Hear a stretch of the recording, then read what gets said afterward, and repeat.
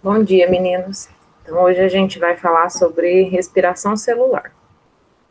A gente viu lá a fotossíntese, que também é um tipo de respiração celular, e agora a gente vai ver nos variantes.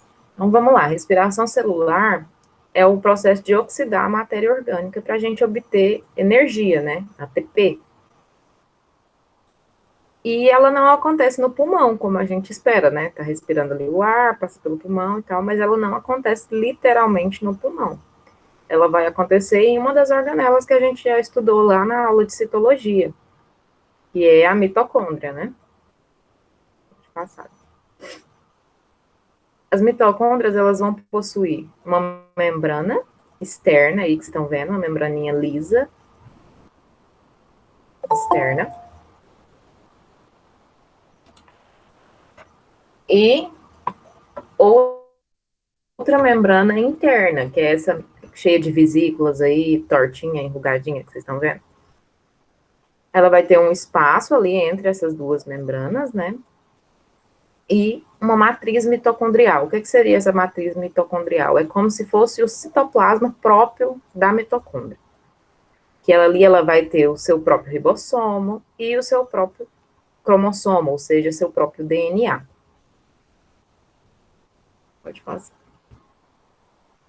A mitocôndria ela é bem diferente das outras organelas que a gente estudou lá em citologia, na aula de citologia.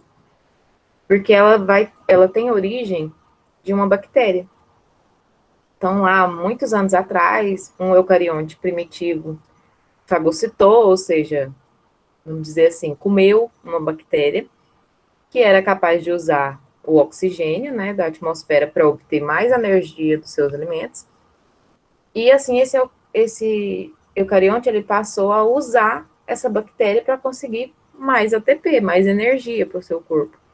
Então, aí foi uma vantagem mútua, né? Tanto a bactéria teve vantagem por estar ali protegida, digamos assim, ela não seria comida por nenhum outro ser vivo, quanto o ser que a fagocitou, né? Porque aí ele vai conseguir mais ATP usando ela, né? E esse processo a gente chama de endossimbiose. Então, a gente tem algumas evidências de que a mitocôndria foi uma bactéria independente, né? Uma delas é a dupla membrana, né? A membrana externa lá, quando fagocitou, criou essa membraninha externa, lisinha, e a membrana interna, ela tem fosfolipídios que só existem lá na bactéria, na membrana da bactéria. O DNA próprio da mitocôndria também, que é um DNA circular, eu não sei se vocês lembram, mas na aula lá de citologia, quando a gente diferenciou procarionte e eucarionte, eu falei para vocês que a bactéria ela vai ter DNA circular, DNA em anel. Então, a mitocôndria também, o DNA próprio dela também é circular, igualzinho das bactérias. Os ribossomos que a gente encontra na mitocôndria também são bem mais parecidos com os ribossomos das bactérias do que com os ribossomos dos seres eucariontes. E a mitocôndria ainda tem a capacidade de se dividir por fissão binária, de forma independente da célula. Então, ela se origina outra idêntica a ela mesma. Igualzinho as bactérias têm esse mesmo. Então, aí está uma representaçãozinha esquemática, né, da endossimbiose, que formou lá a mitocôndria. Tanto isso aconteceu para a célula animal formar a mitocôndria, tanto aconteceu para formar os cloroplastos. Só que em um ele fagocitou um organismo aeróbio de vida livre, e no outro ele fagocitou um organismo fotossintetizante, que aí deu origem ao cloroplasto. Essa é a teoria mais aceitável que a gente tem hoje. Pode passar. Então, a gente tem aí dois processos, né, de respiração celular, a respiração aeróbica e a respiração anaeróbica. A respiração aeróbica, ela vai utilizar oxigênio e a anaeróbica não vai utilizar oxigênio. Então, de um modo geral, a gente pode representar a respiração aeróbica com a seguinte equação aí que vocês estão vendo. C6H12O6 mais 6O2 6CO2 mais 6H2O mais ATP. ATP, energia para a célula, né? Pode passar.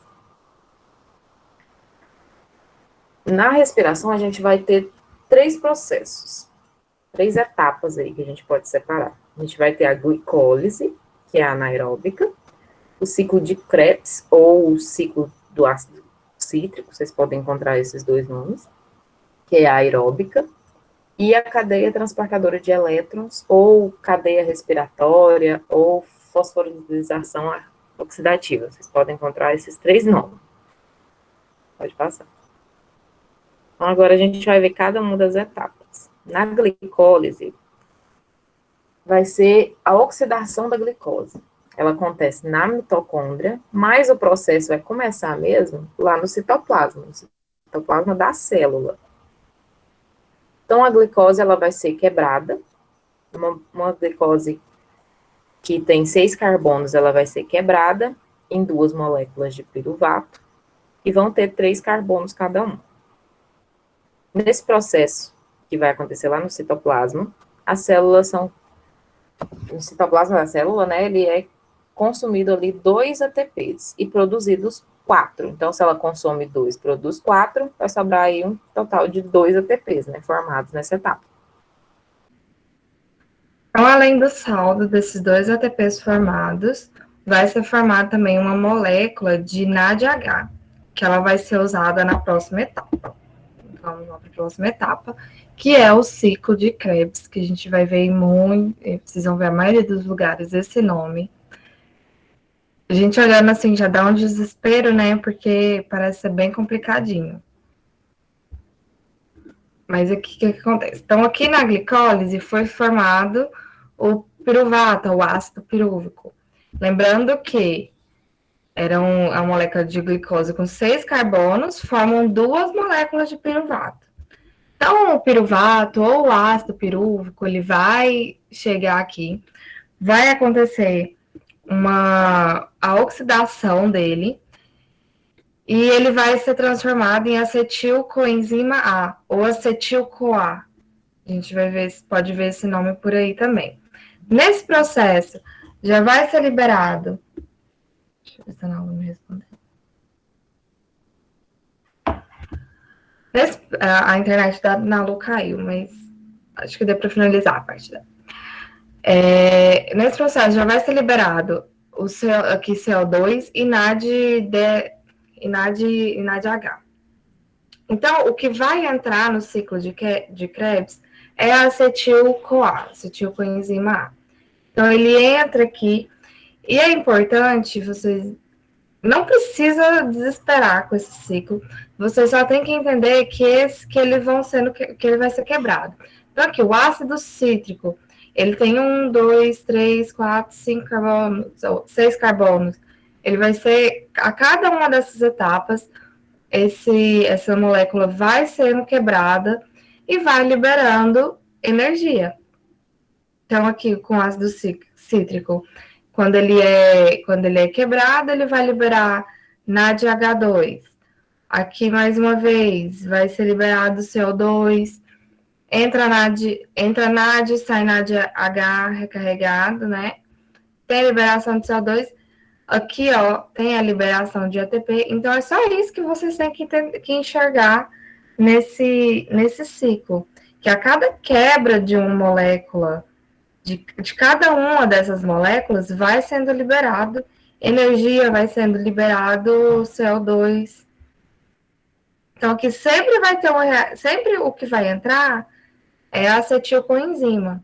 E tem que lembrar que são 2 ácidos pirúvicos, 2 piruvatos que entram. Então, todo o saldo que a gente tem desse ciclo, ele vai ser dobrado. Vocês vão ver no ciclo. Aqui está ele um pouco mais simplificado. É acetil-CoA entrando, liberação de CO2, liberação de NADH, liberação... Em um momento aqui, ele vai liberar o GTP. Ele é GTP porque ele é da guanina, tá? Mas ele vai ser transformado em ATP, que vai ser adenina, trifosfato. E também tem a liberação de FADH2, tá? Então, o ciclo de Krebs ele vai acontecer na mitocôndria e somente na presença de oxigênio. Então, ele precisa do oxigênio para acontecer, ele não acontece sem. E ele é o grande responsável pela alta produtividade de ATP no final do processo respiratório. É nesse momento aqui, nessa segunda etapa, que ocorre a maior produtividade de ATP. Então, é uma sequência de reações que sempre vai começar e sempre vai terminar com acetil-CoA, que ele vem do piruvato, e do ciclo, qual que vai ser o saldo desse ciclo? Aqui fala 3 NADH, 1 FADH2, que vão ser usados na próxima etapa, 2 CO2, 2 gás carbônico, e 1 GTP, que é transformado em ATP, como eu falei para vocês. Então, aqui, ó, 2 CO2, 3 NADH, 1 GTP, que é transformado em ATP, e 1 FADH2. Só que, lembrando, mais uma vez, que entra dois, que são 2 piruvatos, né, que são formados na glicose. Consequentemente, são formados 2 acetil-CoA. Então, todo esse saldo aqui, ele vai ser dobrado, tá? Então, será 6 NADH, 2 FADH2, 4 CO2 e 2 GTP, ou no caso, 2 ATP, tá? Mas lá na glicólise, ainda temos 2 NADH e mais 2 ATP. Então, tudo isso vai ser somado no final. Então, a terceira etapa é a cadeia transportadora de elétron ou fosforilação oxidativa. Acho que a maioria das vezes vocês vão ver o nome fosforilação oxidativa. Ele ocorre nas cristas mitocondriais, no interior da mitocôndria. Lembra que a Ana Lu falou? As cristas são essas voltinhas aqui, ó, da mitocôndria. Essa terceira etapa vai acontecer nessas cristas mitocondriais. E acontece por meio do transporte de elétrons e prótons de H+. Essa fase também precisa de oxigênio para acontecer, tá? Então, nessa etapa, a energia que foi produzida lá foi produzida e armazenada nas moléculas de NAD+, e FAD+, vai ser utilizada para a síntese de ATP, quando ocorre a fosforilação. Fosforilação seria a adição de fosfato no ADP. Então, ADP de fosfato. Quando acrescenta mais um fosfato nessa molécula, ela vira ATP. Isso é o que a gente chama de fosforilação, esse processo que vai acrescentar um fosfato no ADP. Então, todos aqueles NADH e FADH2 que são produzidos, eles vão doar os seus elétrons para uma cadeia de proteínas da membrana, que vai usar essa energia para gerar um gradiente de concentração de hidrogênio através dessa membrana. Então, para entender aqui um pouco melhor, esse é o citoplasma das cristas mitocondriais, tá? As cristas mitocondriais, elas são desse jeito também, assim como o citoplasma da célula, essa crista mitocondrial, ela é formada assim. Então, a gente tem proteínas nessa crista, vai passar aqui os elétrons, ele vai ser atraído por esse O2, o elétron vem passando por essas proteínas, vai ser liberado aqui, ó, um H+, aqui gasta o NADH, ele vai gastar, vai liberar o elétron dele, né, que seria esse hidrogênio, saiu para cá, virou NADH, NAD+. Continuou passando através desse processo, vai liberando hidrogênio, sendo atraído por esse oxigênio aqui e tendo formação de água, tá? Esse oxigênio, eles vão querer entrar de volta aqui, ó. E nesse processo, precisa de uma proteína chamada ATP sintase, ou ATP sintetase, tem esses dois nomes, para auxiliar aqui nessa entrada desse hidrogênio. E é onde vai acontecer aqui a fosforilação, o ADP vai se transformar em ATP, vai ter um acréscimo de um fosfato aqui para ser formado ATP. Então, nesse processo aqui, vai ser formado mais ATP. O nosso saldo final desse processo todo, dessas 3 etapas, serão... a gente fala geralmente que é 38 ATPs. Em alguns lugares fala que não tem 38 no total, porque acontece gasto em algum momento na etapa. Algumas pessoas falam que é 34, mas a gente fala no geral 38, tá? Então, serão formados no final aí, terá um saldo positivo de 38 ATPs depois de todo esse processo.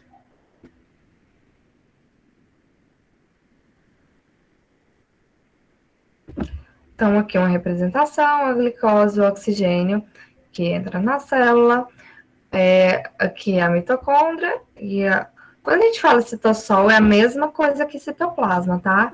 Só muda o nome, vocês vão ver esses 2 nomes aí. Então, aqui está o citoplasma da célula mesmo, a mitocôndria, e aqui todo o processo.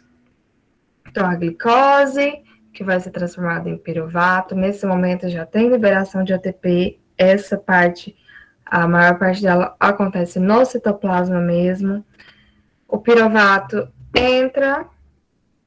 acontece aqui o ciclo de Krebs, através da acetil-CoA, também já tem liberação de ATP, e esse NADH+, tanto o NADH+, que vem do ciclo de Krebs, quanto esse NADH+, que vem aqui dessa oxidação da glicose, vai participar da fosforilação oxidativa, que é a 3ª etapa, e vai liberar aqui mais ATP.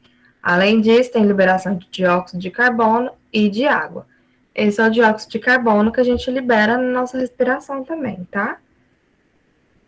Então, a gente fala assim que a respiração, ela não acontece no pulmão, mas lógico que as células do pulmão estarão tendo essa respiração aqui.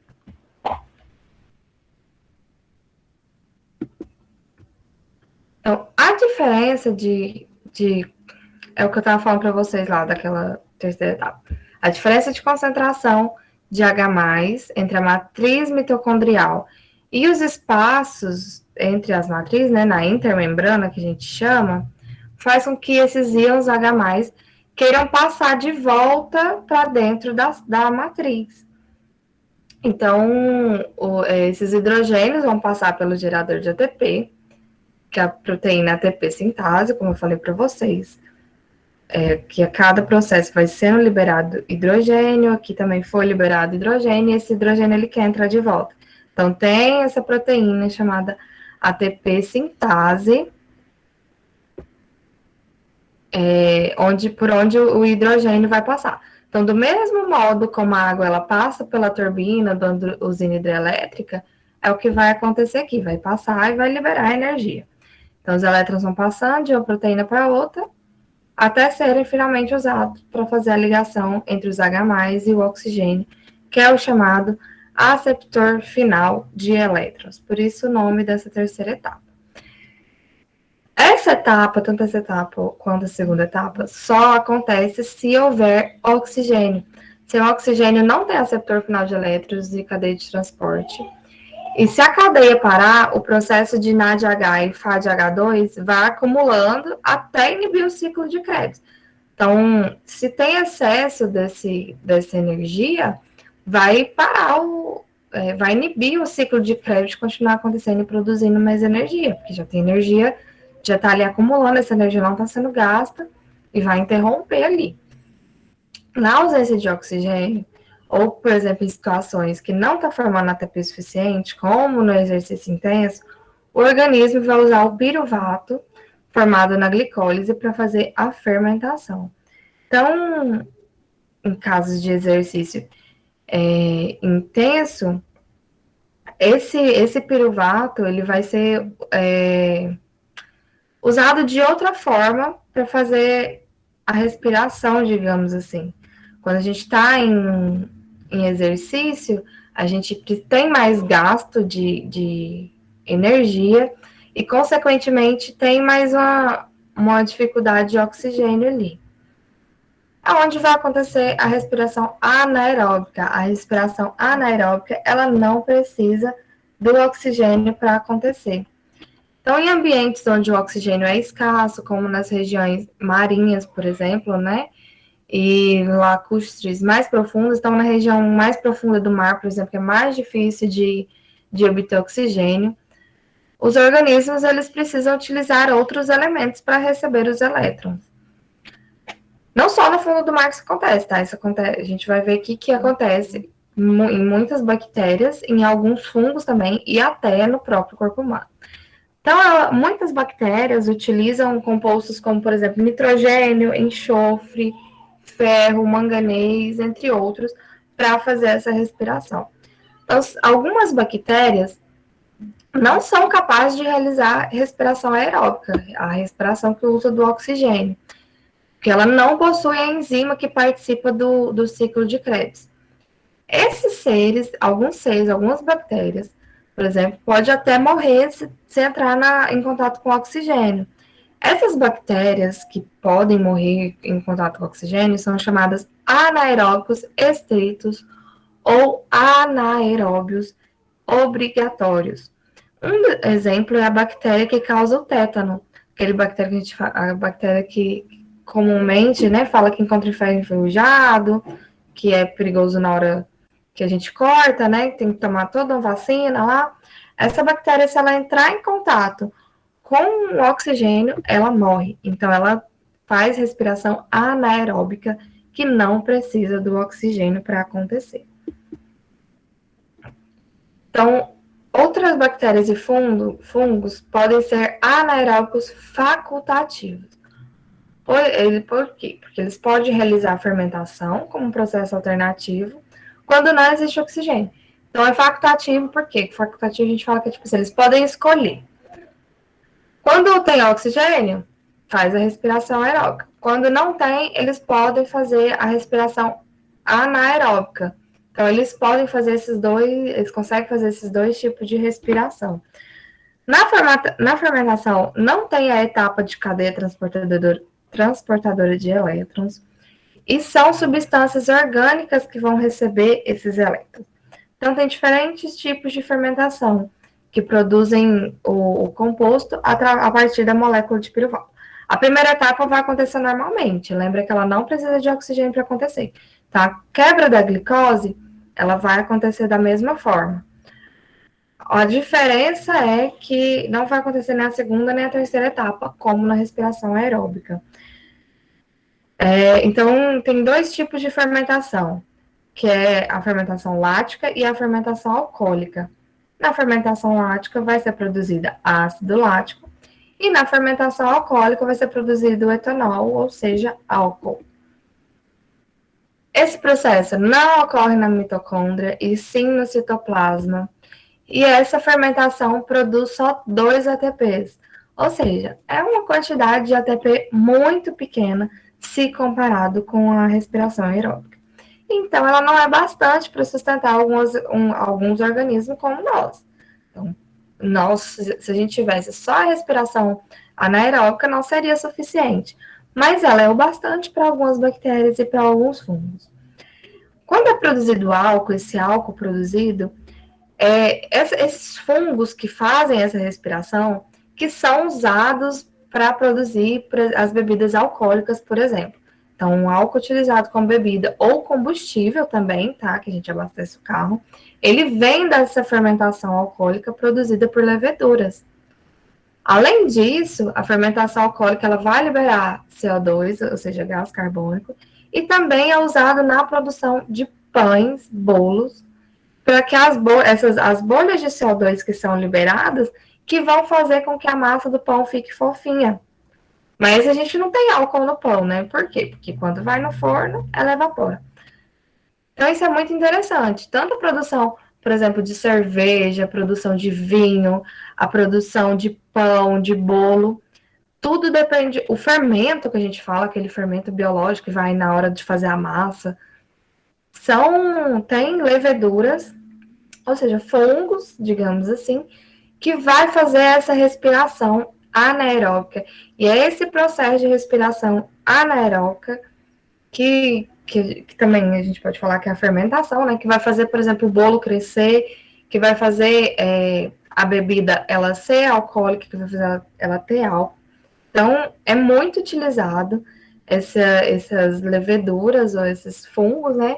Na produção de alimentos e também na produção de combustível. Aqui tem uma equaçãozinha mostrando a fase, o processo de anaeróbio, o processo anaeróbico. Então, a glicólise, ela vai, aqui C6H12O6, vai ser quebrada, tem todo o processo lá, vai acontecer, isso aqui é a fermentação alcoólica, tá? Vai dar origem à molécula de etanol, então 2 moléculas de etanol, 2 CO2, 2 dióxido de carbono, mais a energia, que seriam 2 ATPs. Mais calor, né? Consequentemente, é liberado calor nesse processo aqui. Então, é importante saber, desse processo vai sair 2 moléculas de álcool, 2 de dióxido de carbono, mais a energia.